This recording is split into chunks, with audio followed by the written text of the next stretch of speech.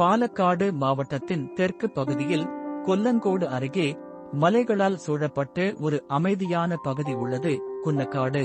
இப்பகுதியில்தான் ஒரு மறைந்திருக்கும் இயற்கை மறுமுகம் சீதார்குண்டு அருவி அமைந்திருக்கிறது.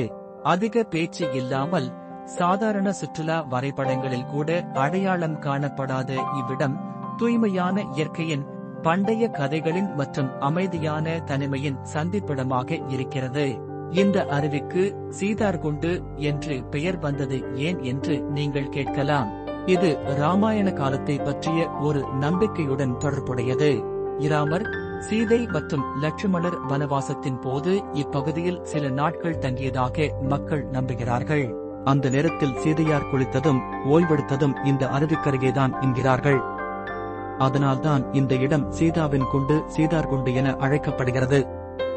இங்கே அடர்ந்த காடுகள், பசுமையான மலைச்சரிவுகள், வெண்மையான பாறைகள் மற்றும் மஞ்சள் பூத்த மரங்கள் உங்கள் கண்களுக்கு ஒரு கலை பட்டியலை போல் தோன்றும். அந்த மரங்களுக்கிடையே சில மசாலா தோட்டங்கள் இருப்பது இந்த பகுதியில் வாழும் மக்களின் வாழ்வாதாரத்தையும் காட்டுகிறது. அருவி மெல்ல ஓடி வருகிறது. ஆனால் அதன் தூய்மை, அதன் ஒலி அனைத்தும் ஒரு இயற்கை இசை போலத்தான். மேல் மலைகளில் இருந்து விழும் நீர் பாறைகள் மீது பட்டுச் சிதறி ஒரு மெல்லிய ஆனால் அழகான ஒலி உருவாக்குகிறது. அருவிக்கு செல்ல சிறிய நடைபாதைகள் வழியாக நீங்கள் செல்ல வேண்டும்.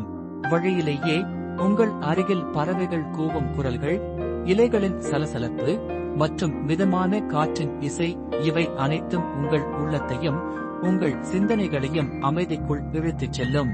இந்த இடம் மெடிடேஷன், நடைப்பயணம், புகைப்படக்கலை அல்லது வெறுமனே இயற்கையோடு சில நேரங்களை கழிக்க விரும்பும் யாருக்கும் சரியான இடமாகும்.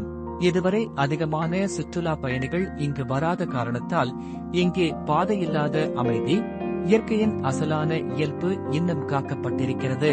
இது ஒரு சாதாரண அருவி அல்ல. இது ஒரு உணர்வு, ஒரு அனுபவம், ஒரு நினைவாக மனதில் பதியும். இயற்கையின் நான்முகங்களையும் பண்டைய கதைகளின் சாரத்தையும் ஒரே இடத்தில் பார்க்கக்கூடிய இடம் இது.